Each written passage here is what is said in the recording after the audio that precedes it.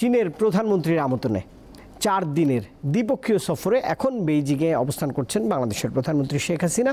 ভারত সফরের পর প্রধানমন্ত্রী এই সফরে তিস্তা প্রকল্প, রোহিঙ্গা সমস্যা, বাণিজ্য, বিনিয়োগ এবং অর্থনৈতিক সংকট সমাধানে চীন থেকে ঋণ নেয়ার বিষয় আলোচনায় গুরুত্ব পেতে পারে।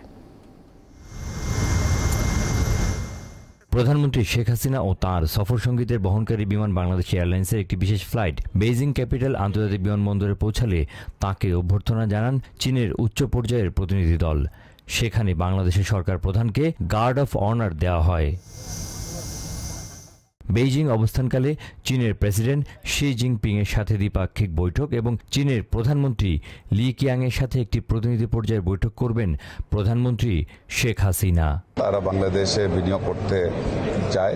অনেক কোম্পানি যারা এখনো বিনিয়োগ করে ফেলেছেন তারা তাদের বিনিয়োগটাকে আরও বাড়াইতে চায় এবং আমরা কিন্তু মনে করি যে মাননীয় প্রধানমন্ত্রীর এই সফরে আমরা কিন্তু আশাবাদী যে অনেক বিনিয়োগ বাংলাদেশে যাবে নতুন চীন কোম্পানির সাথে।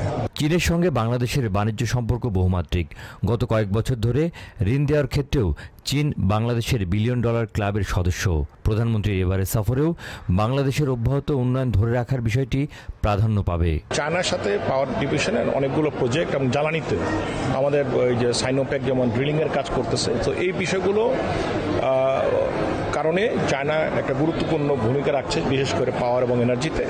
তো যেই কারণে আমরা মনে করছি যে এই পার্টনারশিপটা আমাদের দরকার।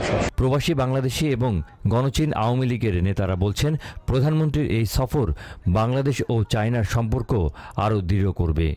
বাংলাদেশ ও চীনের মধ্যকার সম্পর্ক বিশ্বাস আর সমতার, আর এই বন্ধুত্বকে নতুন উচ্চতায় নিয়ে যেতে প্রধানমন্ত্রী শেখ হাসিনার 4 দিনের সফর।